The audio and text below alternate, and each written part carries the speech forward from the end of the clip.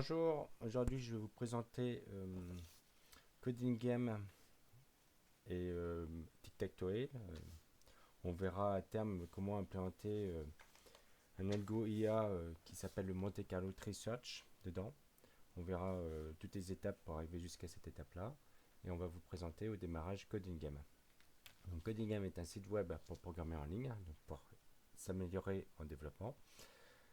Il vous propose de résoudre des puzzles et faire du competitive programming dans des challenges, donc combat entre joueurs. Voilà.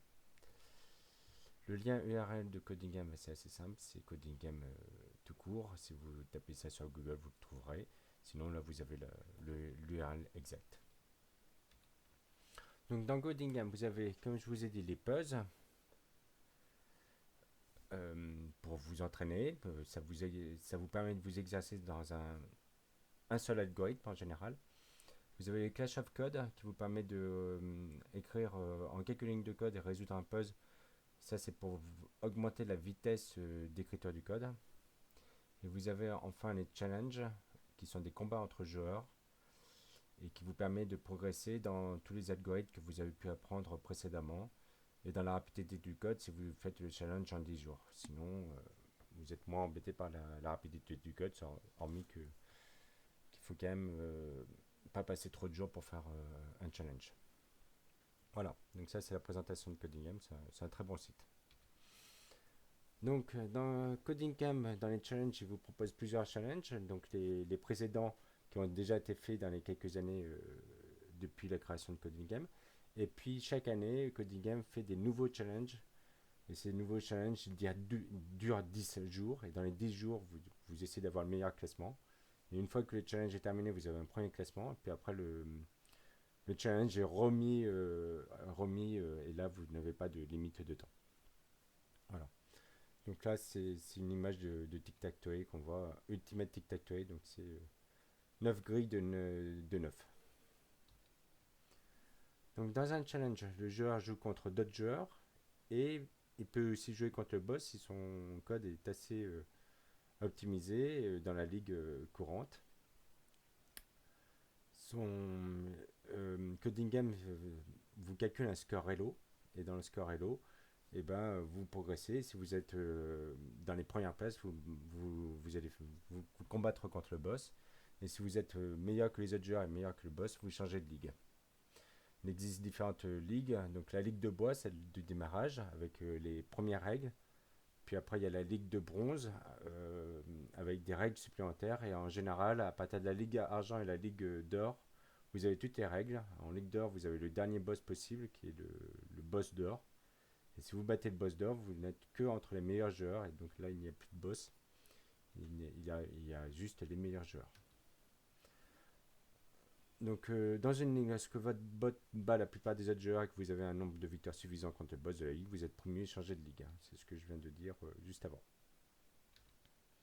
Voilà, donc ça, c'est un exemple de combat d'un challenge qui a eu lieu l'an dernier où il fallait construire faire grandir des arbres et les arbres en fin de partie les détruire pour récupérer des points. Donc les arbres font de l'ombre et donc empêchent l'adversaire d'avancer ou même vous d'avancer si vous avez mal calculé l'arbre. Donc là on voit une partie gagnée contre un boss d'or. Et là je ne suis pas arrivé quand même à passer en ligue de légende à ce moment-là, il manquait encore de l'amélioration de mon côté. Voilà, donc ça c'est un exemple de combat et donc un exemple de bot écrit pour battre les autres joueurs et pour progresser en développement. Présentation de Tic-Tac-Toe. Donc Tic-Tac-Toe, vous le connaissez tous. Tic-Tac-Toe, aussi appelé Morpion et Oxo, en Belgique, c'est un jeu de réflexion et se pratiquant à deux joueurs, au tour par tour, dont le but est de créer le premier un alignement. Le jeu se joue généralement avec papier et crayon. Voilà, donc c'est la base qui aurait donné puissance 4 quelques années plus tard. Hein. Donc là, on doit aligner trois croix ou trois ronds. Si on arrive à aligner trois croix, on a gagné. Donc c'est un jeu assez simple, mais écrire un bot dessus, c'est quand même assez intéressant. Donc déjà, comment représenter la donnée? Puisque nous, on a une donnée visuelle, humain, on ne voit pas l'effort intellectuel pour cette donnée. On se dit que c'est facile, mais en informatique, il faut déjà commencer à réfléchir comment représenter cette donnée. Donc, cette donnée, elle peut être représentée par une coordonnée colonne et une coordonnée ligne. La coordonnée row et la coordonnée colonne. En informatique, on vous donne souvent le Y en premier, puis après le X, ce qui n'est pas le cas des maths. On parle souvent du X en premier et du Y en second en maths. Donc, il faut faire assez attention à ça. Et ça, c'est l'entrée qui nous arrive. Donc, c'est l'adversaire qui a joué son dernier coup. Il nous donne le dernier coup qu'il a joué. Et nous, en réponse, on doit donner notre prochain coup. Donc, qui est une coordonnée row et colonne. Donc, une coordonnée, elle peut être écrite en row et colonne. Mais moi, j'ai préféré en index. En fait, on peut aller de 0 à 8. Et ça parcourt assez toute la donnée. Donc, ça permet d'utiliser un seul entier à la place d'utiliser deux entiers pour représenter une coordonnée.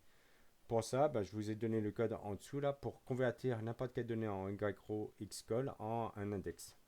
Donc ça, c'est pour le tic-tac-toe simple. Dans l'ultimate tic-tac-toe, il faut un tout petit peu plus réfléchir pour donner la coordonnée. Effectivement, on se retrouve tout de même avec deux entiers. Mais ça me paraissait tout de même plus simple d'utiliser l'index. Voilà. Donc, on passe au suivant. Donc, dans le suivant, nous allons voir comment représenter cette coordonnée. On peut dire que le joueur qu'on joue, on peut représenter par un entier man. Le joueur adverse, là c'est le cas du boss, on peut le représenter par un entier oppo. Et puis toutes les cases non jouées, on peut le représenter par un entier non. On peut, à la place d'utiliser un tableau de 9 données, de 9 booléens, on peut utiliser un seul entier de 9 bits qui va juste dire à chaque bit si la case est occupée ou pas. Donc pour le non, ça donne 0 pour le 1, 1 pour le 1 et 0 pour le 2. Puisqu'effectivement, les deux, on voit bien que 1, 0 a été pris par le premier joueur et un autre 0 a été pris par le boss. Donc cette façon de représenter la coordonnée, c'est assez intéressant parce qu'en fin de partie, on va devoir déterminer si la partie est terminée. Et si la partie est terminée, on va le savoir si par exemple non est arrivé à n'avoir que des zéros, ou si on a un cas gagnant. On a un cas gagnant, c'est-à-dire qu'on a trois croix alignées ou trois ronds alignés.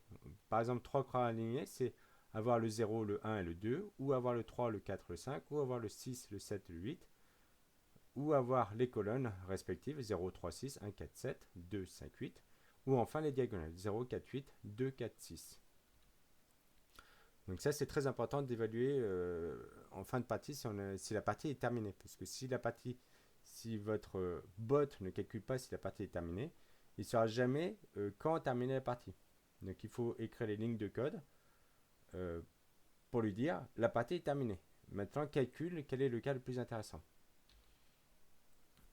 Donc on voit bien que quand le premier joueur a joué à la case 0 et que le boss a joué à la case 2, on voit bien qu'il reste au premier joueur 7 possibilités. Il a le 1, le 3, le 4, le 5, le 6, le 7, le 8. On voit bien que l'état du tic-tac-toe, c'est bien un état. Et en dessous, on a donc 7 possibilités d'état. Ce qu'on va appeler en haut, ce sera le parent. Donc c'est l'état courant. Et en dessous, les enfants. Donc les 7 possibilités des enfants. Une fois qu'on a calculé pour les enfants, rien ne nous empêche de passer dans le cas des enfants et de dire, maintenant, qu'est-ce qui va rester à jouer au boss comme cas. Donc, par exemple, si on prend le premier cas où on voit qu'il reste 3, 4, 5, 6, 7, 8, le boss aura comme possibilité le 3, le 4, le 5, le 6, 7, 8.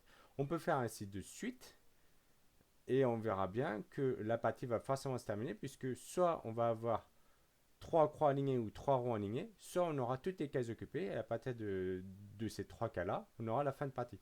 Après, on peut remonter l'arbre et on saura quelle est la meilleure solution à prendre pour le parent. Donc, il y a deux grandes possibilités.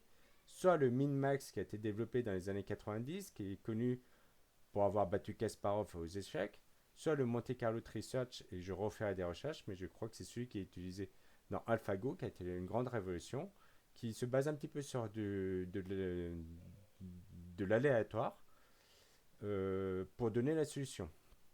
Le cas du min-max a été bloqué dans le Go car il y avait beaucoup trop de solutions possibles dans le Go.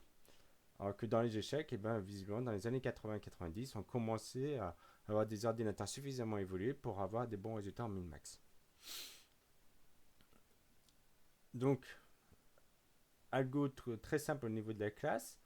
Une classe qui peut donc avoir un parent, qui peut, c'est pour ça qu'il n'y a pas d'interrogation, et qui peut avoir des enfants, qui peut, parce que si par exemple déjà la partie est terminée, il n'y aura pas d'enfants. Et puis, il faut aussi que le code a été exécuté pour qu'il ait créé les enfants. Si le code n'a pas été exécuté, il n'y a pas encore d'enfant lors de la création de l'objet. Voilà, fin de la première partie de la vidéo. On voit que même un cas simple comme le tic-tac-toe, c'est déjà beaucoup de questions. On se rend compte qu'il y a un arbre qui est créé. Donc là, on a l'arbre créé avec le parent créé first, et puis un seul enfant qui est créé à la main, qui donne la première solution que je vous ai donnée. Euh, Évidemment, quand on fait une IA, on écrit du code qui ne va pas être écrit à la main, on écrit du code qui est capable d'automatiser la création des états. Parce que si on n'arrive pas à automatiser la création des états, autant faire le tic-tac-toe avec le papier et le crayon. Mais là, le but, c'est justement d'être capable d'écrire une IA qui est capable de le faire. Voilà, fin de la première partie de la vidéo. Pour moi, il y en aura deux autres. Dans les deux autres, il y aura la présentation du Monte Carlo Research. Et dans le troisième, comment implémenter ce Monte Carlo Research dans le coding game avec les restrictions de coding game qui sont spécifiques, c'est-à-dire le temps très court où il faut vraiment que le code soit en plus optimisé pour qu'il aille vite et qu'il puisse faire beaucoup de calculs pour donner une réponse rapide contre l'adversaire. Voilà, c'est la fin de la vidéo. Je vous remercie d'avoir regardé. Au revoir.